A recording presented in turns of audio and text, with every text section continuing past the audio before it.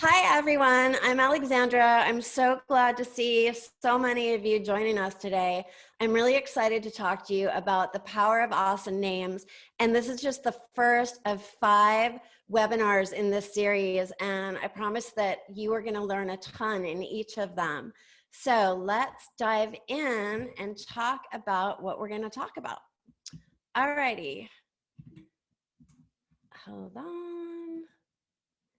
Okay, cool, banana lady. All right, first I'm gonna tell you a little bit about myself and my really interesting background, how I got into this crazy business of naming companies and lots of startups. I will share my professional insights that I've learned over the last 15 years. Then we're gonna get into what I call SMILE, which is the 5 qualities that make a name awesome. I'll talk a little bit about the 4 additional upcoming webinars, and then we're going to have an Ask Me Anything Q&A. You can ask me anything, but I hope you'll limit your questions to being about names instead of like, where did I get that cool pink Barbie Corvette behind me? So yeah, I can't wait to answer your questions. Like, throw them at me. I love challenging questions. In fact, whoever answers the question that I like the most, I will send a signed copy of my book. If you're in the US, and if you're not, I will PDF you a copy. Alrighty, so let's jump in. That's me on like a much better hair day with a professional makeup artist, but I am sitting at my desk in San Diego, just so you know where I'm from. A little bit about me in a nutshell. I started my career as an advertising copywriter at a agency you may have heard of called Ogilvy. They are a big international ad agency. And every once in a while, I would get thrown a bone and get to name something. And I love naming, but I had no idea that naming was a profession. And when I discovered that it was all these years later, I learned that the place to make a name for myself, pardon the cheesy pun, was at a big branding firm called Landor and Associates. So I started freelancing for Landor and all these big naming firms. And one of them, Strategic Name Development, gave me an assignment to name a new bacon cheeseburger for Wendy's. And yep, the Baconator. I named the Baconator. So that was kind of the point where I was like, wait a minute, all these good firms are putting, their good name on my great names. And I really needed to start my own company and get my own clients directly instead of freelancing for everybody else. So around that time is when I started Eat My Words. We have been around since 2005. We work with everyone, Twitter, Coca-Cola, Frito. I just wrapped up my 4th project for Colgate this year. So lots of fun working with big household brands and tons of startups. And I love helping entrepreneurs. That's really where my heart is, helping people start companies. And 6 years ago, I launched the first edition of my book, Hello, My Name is Awesome, How to Create Brand Names That Stick. It was named a top 10 marketing book by Inc. magazine.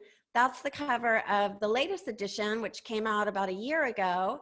And I'm going to cover a lot of what's in the book today. But if you want to learn more, the book is great. And also I have a new online course that goes even deeper than the book. So now I'll share some professional insights. But first, pop quiz. All right, I promise you're going to get an A on this test. So this is the big question for you. When people see your product name, your startup name, whatever you're naming, how do you want them to react? Okay, multiple choice. Do you want them to A, give you props, B, struggle to understand it like they're looking at hieroglyphics, C, act less like what? Or D, go back to TikTok. Okay, what's the answer, everyone? A. A, right, give you props. So A is for awesome. So think about that always. You want, when people see your name, you want them to say, that's an awesome name. I like it. You don't want them to have any other reaction. You don't want confusion or like, you know, a look of like, what does that mean? Or how do you pronounce it? Or like, what were you thinking? Or what were you drinking? So let me tell you now about some professional insights that I have learned in my career of working with lots of companies and startups. All right. First off, your name makes a really valuable impression, even more than your shoes. Think about this. The first thing people come in contact with your business is your name, right? That's what they see first. They're either going to see it on your on the name of your app or your website or in social media. You might be at, back when we get back to networking events, and I know I lived in the Bay Area for a long time and I went to networking events constantly. We're always wearing name badge, right? We always have the name of our company. So that's the impression that the people are first seeing your name. So you want it to like be a great impression, not a head scratcher. And think about this too. Your name will last longer and get used more than any other investment you make in your business. So think about your own personal name and how many times somebody has seen, said, or heard your name in your lifetime. And think about the name of your startup the same way. You want it, it's going to last forever. So you want it to be good and make that valuable first impression. Alrighty, next. An awesome name can help your brand stand out. And today it's so hard to capture attention. We're all fighting for, you know, eyeballs. And if you have a name that's good, it's going to help you stand out from everybody else. And you want to be different. You need to be different and stand out in a sea of sameness. Next, an awesome name can give you an edge over competitors. And I'm going to get into that a little bit more today, but you want your name to really set you apart. And there's even ways that a name can not only give you an edge over competitors, but it can allow you to charge more for your service. And I'll tell you a little bit about that shortly. Next, awesome names get tweeted and repeated. You may have even done it yourself, seen the name of a company, of a store sign and tweeting that, or telling a friend, oh my gosh, I saw this great name and I want to tell you about it. So that's what happens when you have a good name. People do your advertising for you free. Next, awesome names create instant brand affinity. We named a frozen yogurt store Spoon Me. And before people even tried Spoon Me frozen yogurt, they loved the brand because they love the name. And that's what happens when you have a great name that people love. They love you before they've even tried your company or product. Awesome names appeal to millennials and Gen Z, and that's the market that everybody's trying to capture. So you can have a cool name. People really want a cool name. And finally, and this is really important, no one likes a troublesome name. Now, a lot of you have name, I'm just saying this from experience, I don't know you personally, but looking at some of your names here today, how many of you have a name, and we're talking about our own personal name right now, how many of you have a name that's hard for people to spell, right? What about hard for people to pronounce? A lot of us. And hard to remember. That's why we wear name tags, because, and we've all forgotten somebody's name, and nobody likes that, right? It's embarrassing for the person that's forgotten someone's name, and it's uncomfortable for the other person. You know, no one wants a name that, no one wants to pronounce someone's name wrong or butcher the spelling. Everybody just wants to like have it be as easy as possible. Well, no one likes a troublesome name, and we can't help it if this is the name that we were born into or we married into. But a lot of companies have problems with difficult names, but they can't blame their parents. They can only blame themselves. And that's what I call head scratcher names. And here are some examples.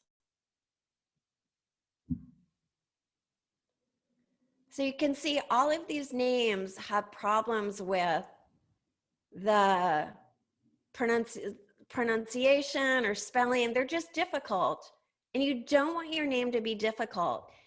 If you take away one thing from this presentation, it's this.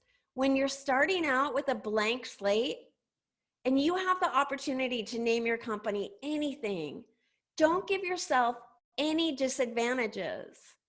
You want to make it easy for people. You want your name to be like a welcome mat, not like a do not enter sign.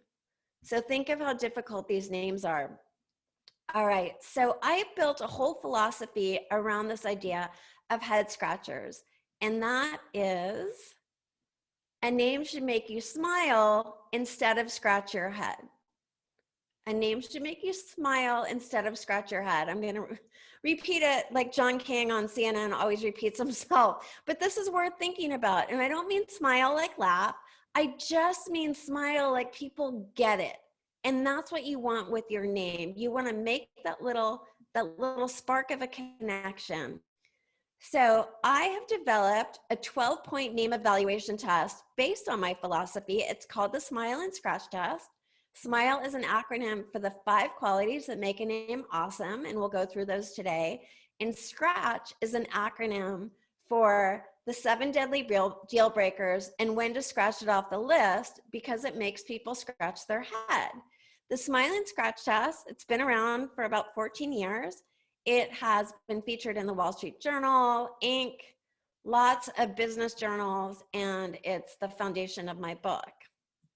So let's dive into SMILE now, the 5 desirable qualities of a name. All righty. The S in SMILE stands for suggestive. And that simply means that your name gives a clue as to what you do. So I'll show you some suggestive names that I have named at Eat My Words. Neato, the robotic vacuum that you may know, Neato, from Neato Robotics. What does Neato suggest? Well, it suggests that it neatens your house. And it also suggests that it's cool, it's Neato. And robotics suggests that it's powerful. Here's a tip for you. You can balance a playful word with a serious word, and that's what we did with Neato Robotics, because Neato is very playful, and when it first came out, it was $400. So the company needed a name that really gave it some gravitas and helped justify the fact that this is really a big, this is something high tech, it's a robot, and it's, it justifies the price. All right, here's another suggestive name, Parachute. This is an app, it's a safety app. And what is Parachute for safety app? So you can live stream wherever you're at, you just press a button to get help. And that's what I think Parachute suggests. Help is on the way, right? Someone's going to come in and rescue you. And Parachute also suggests this whole idea of lifting up. So it's a very positive word. Now, Parachute this is a company that came to us for a name change. They were facing some trademark infringement with their current name, and it's never too late to change your name. And one of the webinars, by the way, is about name changes. It's the last one. And if you're considering changing name, even just a little bit, you'll learn about the pros and cons. This company was called Witness, and Witness was a great name. It's like a wildly popular app. They hated to change it, but they had to because of infringement. But you can see how Witness is kind of like a negative word, right? Because it's about a crime, where Parachute is a much more positive word. So here's another tip for you. People appreciate names that are friendly and approachable, and Parachute is one of those words. Alrighty, next, this is a name of a company we named a long time ago, Hive, and it was a productivity app. And Hive suggests activity, right? Productive, and a workplace. And employers wanted, they want their workers to be communicating.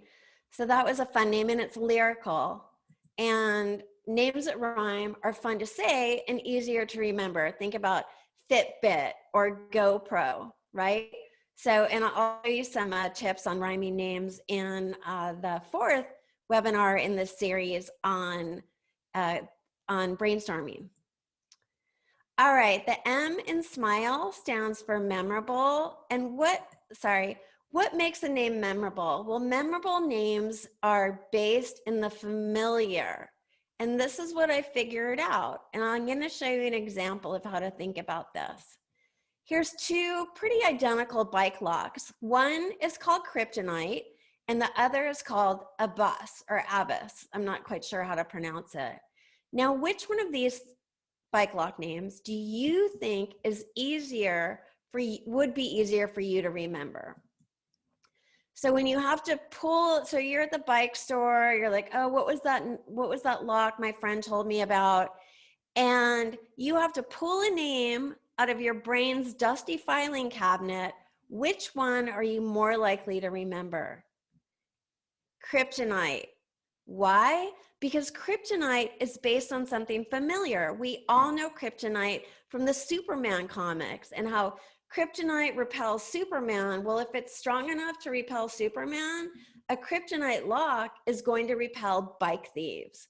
So that's what makes it memorable. Now, the other name, Abus, you probably already forgotten. It's a faded memory. Although I did think of a way that you could remember Abus, a bus. If someone steals your bike, you're going to have to take a bus. Alrighty, now let's do a little bit more talking about what makes something memorable versus not. It's really easy to learn this when you look at names like this. All right, what makes these names memorable? Well, it would probably help you if I told you what all of these companies did. Well, they all do the same thing, believe it or not. And if anyone can guess what all of these companies do, I would hey, I'll send you a book. And if you can do it right now and you don't already know one of these, put it in the chat and I'll make sure you get a book.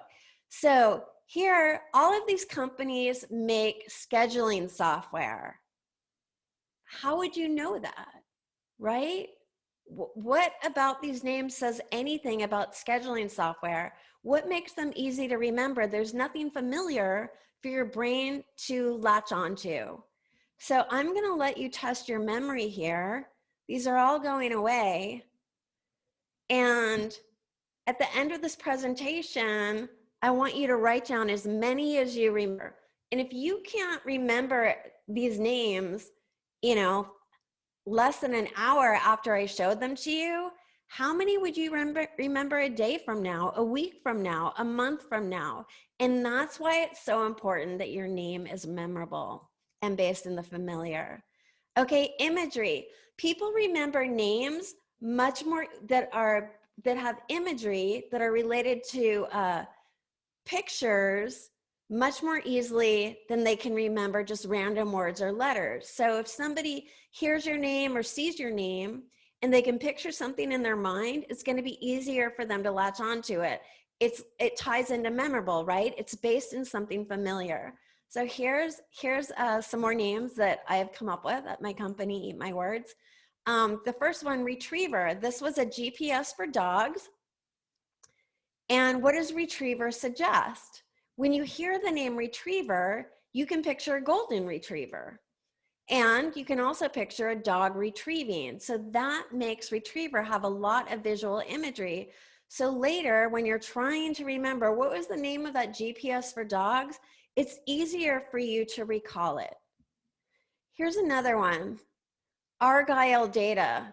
So Argyle Data, if you know anything about data analytics, first of all, I have to tell you as a namer, it is the most boring thing that you could possibly get assigned to name as a namer. It's pretty excruciating because so many names are taken in that space and it's a lot of trademark work. So Argyle, what gives it imagery is an Argyle pattern, and where the name came from is Argyle. Our data is all about looking for patterns. So we looked at names of patterns and we saw Argyle, and Argyle is a diamond pattern, and we said, yeah, it's all about finding diamonds in the data.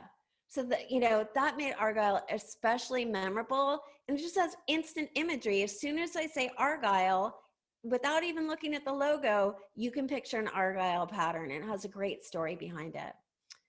Alrighty, here's another one. Fork Stork. What does that make you think of? What image do you conjure up when you hear that name? Probably, you know, eating food. It was a food delivery service. And of course, the stork delivers babies, and now the fork stork delivers food. So it's a fun name for a delivery service. And it's a lyrical name, like I talked about. Rhyming names are easy for people to remember. All righty. Again, if you have any questions, save them for the end. You can ask them along the way, but I will be answering them at the end. All righty. Now we're going to talk about the L in SMILE, which stands for legs.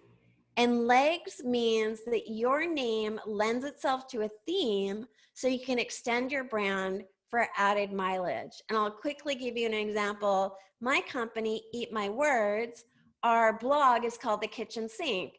We have packages like signature dish and the whole enchilada. So that's what I mean by a theme. Here's some examples that have great legs. All right. Lynette Hoy. Her name, who is this woman? What does she do? You would never know by her name. And that's the problem that people face when they use their own personal name as their business name. And a lot of people start out there. I started as a copywriter when I was a freelancer, just as alexandrawatkins.com. And it didn't say anything about me, but when I changed my brand to Eat My Words, it said a lot that words talked about naming and copywriting, and the whole eat thing was all about, we started out specializing in naming things that make people fat and drunk. So that's where Eat My Words came from. And the name has stood the test of time, and it now works for, you know, naming everything from potato chips to microchips. So Lynette Hoy, her name said nothing about her. Well, Lynette is a fiery publicist. She is the PR maven, and she needed to brand herself with a name. So we branded her with the name Fire Talker PR, and her tagline was hot on the press. So that suddenly you get a picture in your mind and you get a great theme of fire. So here's how Lynette has blown out her name. She calls herself the Fire Chief. She calls her headquarters, which is her kitchen table, the Firehouse. She has packages with fun names like Inferno and Controlled Burn. Her seminar title is Ignite Your Visibility, and her theme song that she always plays at the start of any presentation is Fire by the Ohio Players. And I encourage you to think of what's the theme song for your company, right? Does your name have legs? Does it lend itself to a theme? And Eat My Words, our theme song is Sugar Sugar by the Archies, and our second runner-up is the Candyman, because we love sugar at Eat My Words. Alrighty, so that's legs. So really think about, does your current name lend itself to a theme? And if you're coming up with a new name, think about that and how can you imagine stretching your name out with legs. And you want a name that you can stretch like Carnival Taffy. Alrighty, there's my sugar addiction showing again. Alrighty, the E in SMILE stands for emotional. You want your name to make a strong emotional connection because it needs to resonate with people it needs to resonate deeply, and it needs to hit them on an emotional level. Otherwise, it's going to go right over their head. So it's so important. More than 50% of purchasing decisions are driven by emotion. So think about some of the names that we saw today, like Lynette's title of Fire Chief, or that she works in the firehouse. I bet you smiled when you saw those names. That's an emotional connection. Or Retriever. I know, because I've seen so many people smile when I say that name. Or the frozen yogurt store, Spoon Me. Those are names that cause an emotional connection, where the test your memory names that might have caused the wrong kind of emotional connection. Like, what, I don't even understand what those are. So you want to make a positive emotional connection with your audience. So here's some examples of how emotional names can drive sales. Okay. Alrighty. Here's 2 identical bowls of soup. So imagine today's a cold day down here in San Diego, and maybe it's cold where you are too. So let's say you go to a restaurant and you want to order you see chicken soup on the menu. Which one of these do you think makes a stronger emotional connection? Chicken soup or grandma's chicken soup? Grandma's chicken soup, right? Because the word grandma is loaded with emotion. You know, they talk about a picture says 1,000 words. Well, sometimes a word says 1,000 words, and grandma says 1,000 words, right? You think of, you know, warm, loving, homemade. Grandma's chicken soup is definitely homemade, right? Where chicken soup, maybe that came out of a can, but grandma's chicken soup, you know, you can just picture, you know, being at your grandma's house and, you know, sitting down at the, you know, dining together and like a really warm, loving experience. If you're, especially if your grandma was a really great cook and maybe spoiled you. But even if she wasn't, you've seen enough TV grandmas to know that grandma's chicken soup is going to be really good. Now, hey, if you're vegan or vegetarian, I understand neither of these names are going to appeal to you. But imagine if you did eat chicken, that grandma's chicken soup would probably appeal to you more. All right, so that's how an emotional name drives sales. And in a minute, I'm going to show you some more examples of this and talk to you about how you can measure and quantify the fact that a name does drive sales. So now I'm going to show you some names of some wedding services. Now, if any of you are married or have been married, you know that weddings are highly emotional times, and they're also very expensive times, and that, you know, money is an emotional thing. So our client was the Hotel Vitali. If any of you live in the Bay Area, you may know it. It's on the Embarcadero. It's a really popular hipster hangout. And the Hotel Vitali came to us and said, we want to get more wedding clients. And right now, we're losing all of our business to the W Hotel down the street. And the W, as you may know, is also very hip, cool hotel. And they had really fun names for their wedding services. So for instance, their post-wedding brunch was called The Morning After. So they wanted fun, hip names for their wedding services. But right now, this is what their names were, right? Rehearsal, dinner, these aren't even, there's no emotion here, right? Other than these are gonna be expensive. So maybe bar conjures up some fun feelings, but none of these are exciting, right? They lack emotion. So here's how we change them. The rehearsal dinner became Meet the Parents. Post-wedding brunch, Bloody Married. And the post-reception bar rental was Last Call for Alcohol. We also named their co-ed bridal shower Shower Together. And we changed the name of the group rate. You know, if you're going to a conference or a reunion and you call the hotel and you ask for they told me to ask for the group rate. There's nothing interesting about that or fun. So we changed the name of the group rate to the entourage rate. So that made even something so boring, so unexciting, suddenly it's cool. You're asking for the entourage rate. And like, these are all really easy changes. Now I'm going to tell you about how you can tell if a name helped increase sales. It's hard to do. When companies change their name, there usually involves, you know, changing the logo, an announcement in social media, lots of activity in social media around that name change, PR, so, you know, advertising. So a lot of things go into it. So when people ask, hey, Alexandra, you know, but how can I tell if my name change is making me money? Look, anybody tells you they can tell you they can is not telling the truth, unless there's a way to truly measure it. And this is how the Hotel Vitali and any restaurant can measure it. These names were simply listed in a binder. So when the bride and groom came to check out the wedding facility at the Hotel Vitali, and they could look in a binder and see, all right, these are the services, these are what they cost. So these were listed in a binder, menu of services, just like a menu lists names. So if you're Joe's Restaurant, in 1 week, you have chicken soup on the menu, you can measure sales. And the next week you have grandma's chicken soup on the menu, you can measure sales. You could even do it, you know, give half the people in the restaurant chicken soup on theirs, the other half grandma's chicken soup. So it's a really easy way to measure.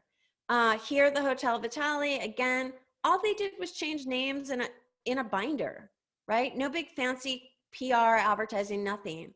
Simply by changing the names in a binder, their wedding sales went up by 25%. That's pretty amazing. So that's where they could measure it. You might not be able to measure it if you change your company name and do lots of announcements around it, but you at least can see here, they did get a tremendous lift by doing that. And people like to have fun too. These are fun names. They always get smiles.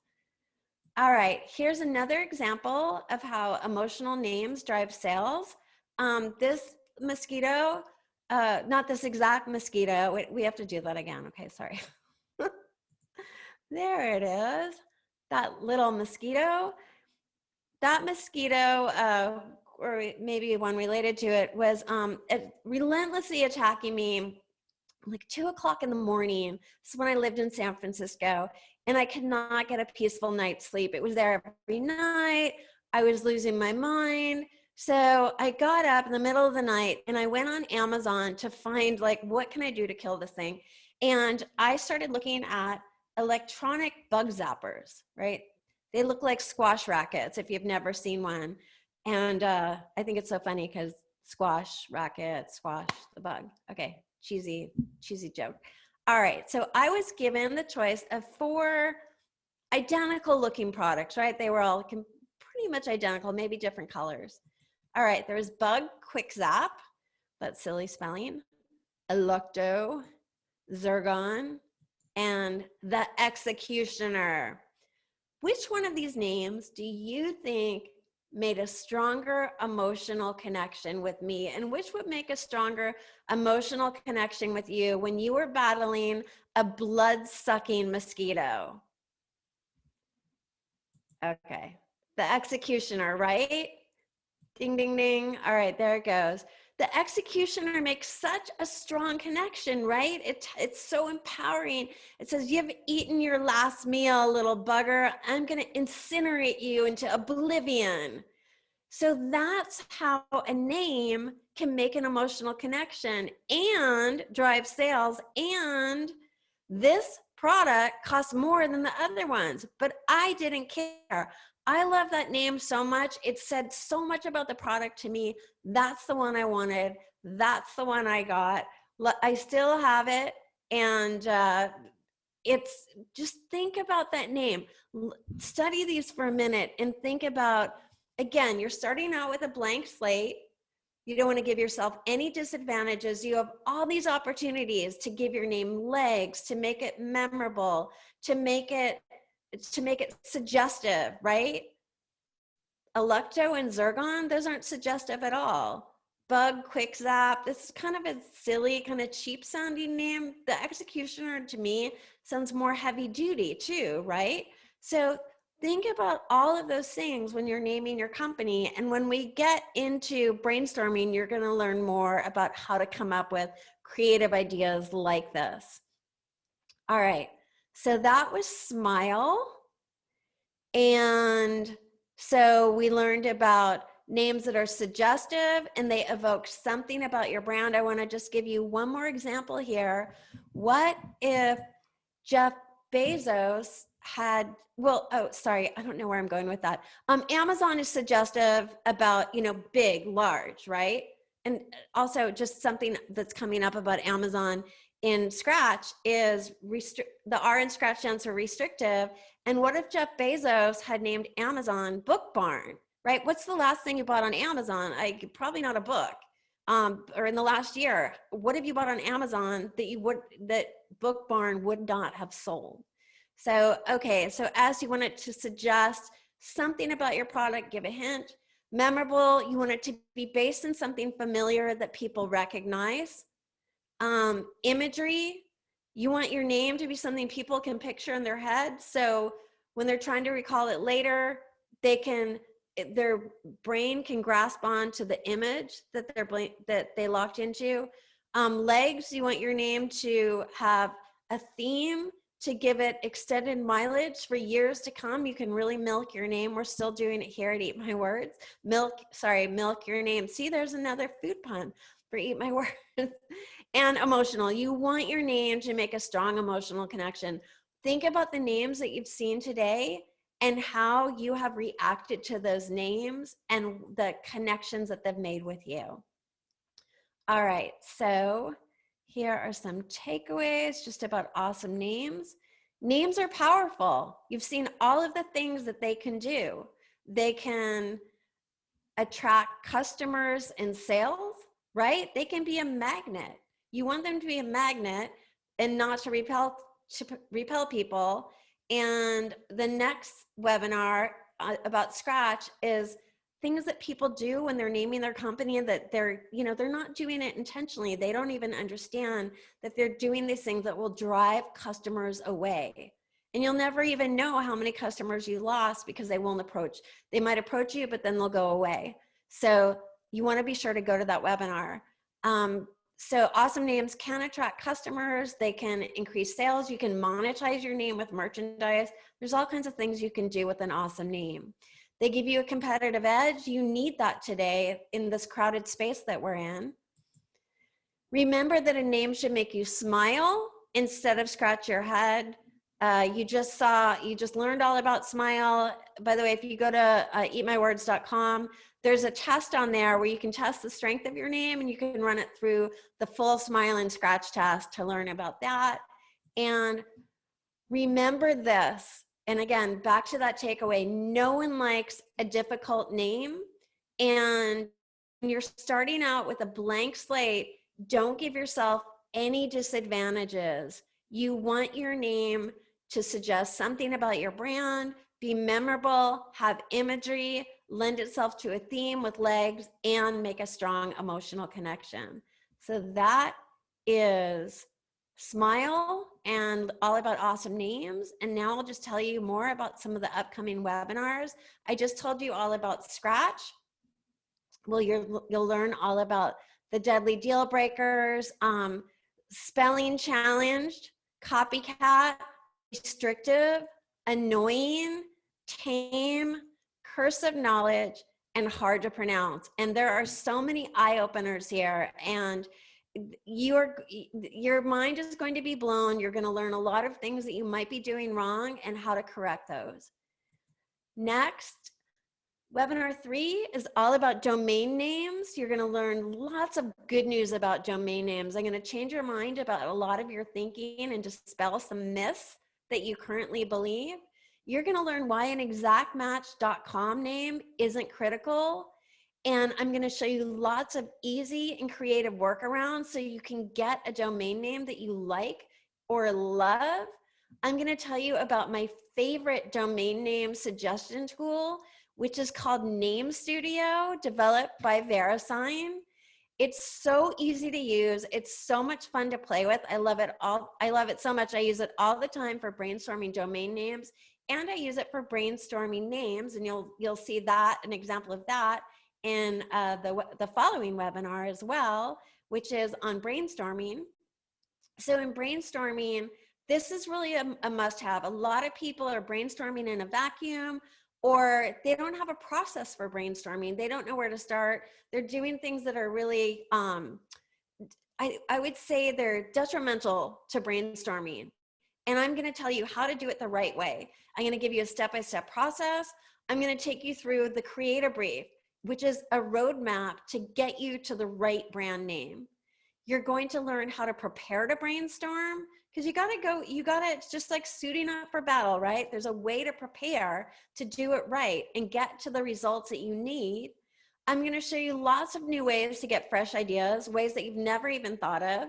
And I'm going to show you how to choose the right name, which is pretty counterintuitive to what you might be doing now. And I'm going to tell you what not to do, things that could be killing perfectly good names.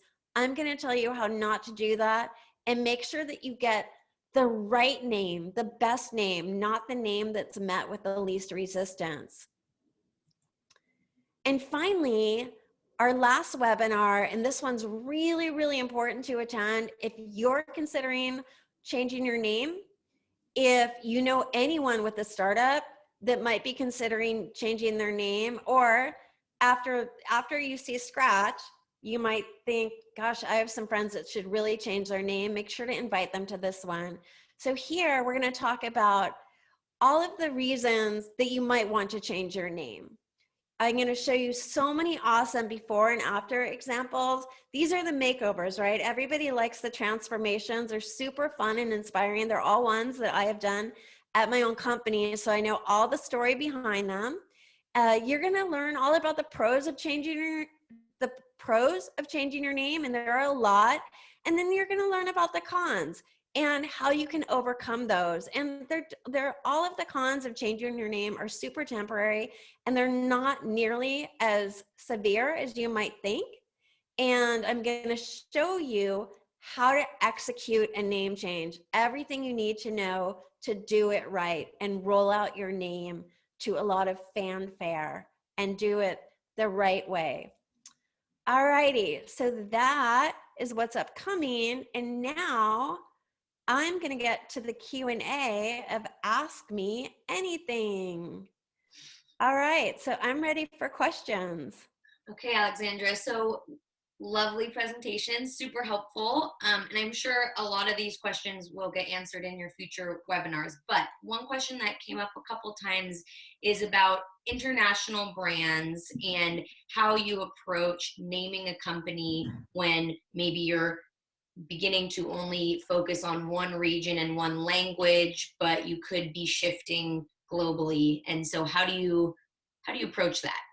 That's a great question. So what you want to do is, first of all, look into your crystal ball, not your magic 8-ball, your crystal ball, and see what the future holds. And we're going to talk about that in the next one, restrictive, because you never want to outgrow your name. So think about what countries might you be going into, what languages might you be have your name be in. So think about that, look ahead.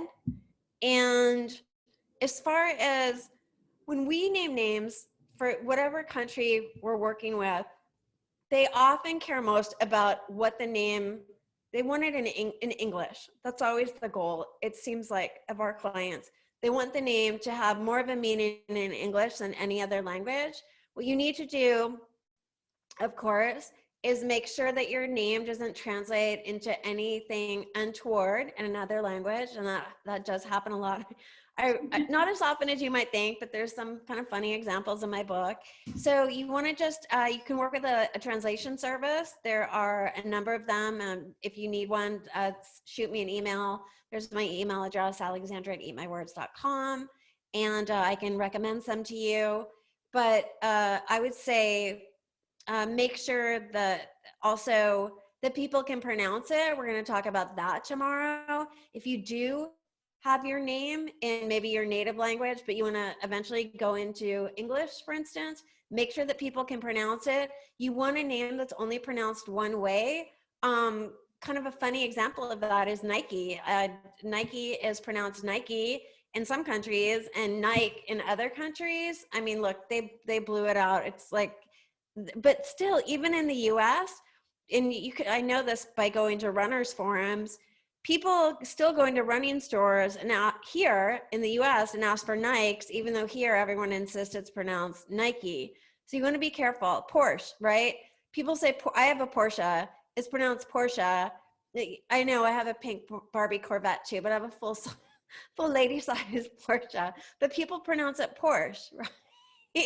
So yeah, and look, hey, look, those are big brands, but you know, again, if you're starting out, don't give your name any disadvantages. If you can help it, just try to do something that is that everybody can understand and pronounce, and doesn't mean anything unfortunate. And by the way, kind of an interesting tidbit there is uh, Jeff Bezos originally was going to name Amazon Cadabra, like abracadabra, but discovered that cadabra sounds a lot like the Spanish word for cadaver. So that's why he didn't name it cadabra. Good choice.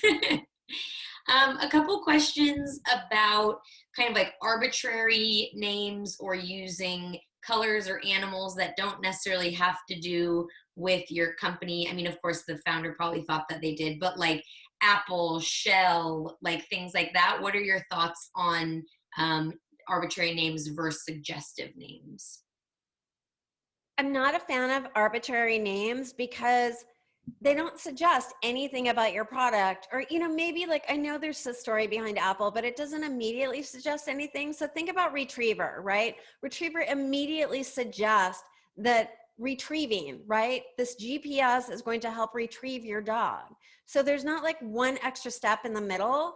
So I would say, look, unless you have $1 billion ad budget and you can afford to really educate people on what your name means, start out with the lowest common denominator of helping people understand it.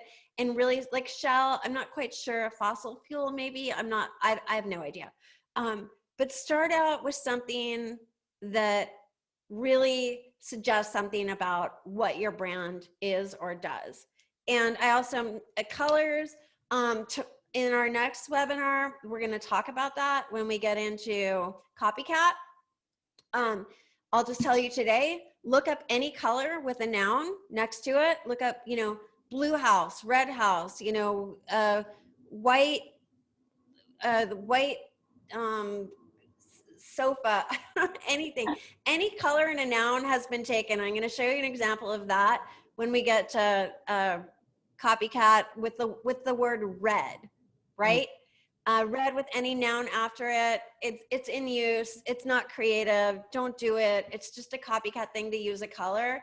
It all started with Yellowtail, the wine. They were there first, and then everybody's just copied it. So especially wine. So I would say don't go there. If it doesn't say anything about your brand, try to be more creative, and you'll learn about that in the brainstorming webinar. Perfect. And there's another question about getting started, but I'm sure that is, for that person, it would be great to join the Getting Started series. We have a question from Mim about what length do you think is optimal for a name, given you need to have a related website or app? Yeah, okay, so that's a good question. So the length of a name, I want you to think about this. If I told you RTR was a name, what would you have to latch? It's short, right? But what do you have to latch onto with RTR? Unless they're your initials, nothing. But if I said Rent the Runway, which is a long name, and Rent the Runway is a unicorn, by the way, what does it have? It's suggestive, it's memorable, it has amazing imagery. Rent the Runway, such a you know, like just picture these models on a runway, right? You can do anything with that name and make a strong emotional connection. So that's the difference between a short name that's meaningless and a long name that's meaningful. You know, We Buy Ugly Houses, right? Like it's super meaningful and fun and memorable. I'm sure the first time you saw it, you never forgot it. So, you know, Saks Fifth Avenue. In San Francisco, there was a furniture consignment store called Previously Owned by a Gay Man. It's a mile long, but it's unforgettable. It's so much fun. It's a tweeted and repeated name, right? It's just so infectious. So look, I know not everything's going to fit on an app, but if you can get a long name that's meaningful, there are ways to overcome it. Yes, I love that. And you know, I think so. Zach Shepard is saying that aren't suggestive names also more restrictive? If you're really specifying one thing that you do, does that restrict you from then growing, you know, like you were talking about going for different themes. Do you think that that's sometimes happens? I think that, so we talked about Amazon, right? So Amazon isn't restrictive, where suggestive, if it was Book Barn, is that might be a little too suggestive, but that's why I'm like, look in your crystal ball, right? But if you think about a name like Fast Signs, right? Most of us know the sign, it's a big franchise, they make signs, but their tagline at Fast Signs for the past maybe 5 years has been more than fast, more than signs. So they completely outgrew their name. You know, we just renamed a company that kind of outgrew their name that's more than 100 years old. So it's never too late to change your name. But yeah, again, look in your crystal ball, and you want your name to be a wide enough umbrella that whatever you put under it, it's still going to fit. Yep. Great advice. Well, Alexandra, those are all really helpful and gives all of our attendees a little bit of a crystal ball look into what's coming in the next series. So we really suggest everyone register for those events as well. With that, I'll wrap up and let everybody know that at the end of this series, we will have recordings available for people to check out. So you will get an email about that. But until then, we hope to see you all on Wednesday.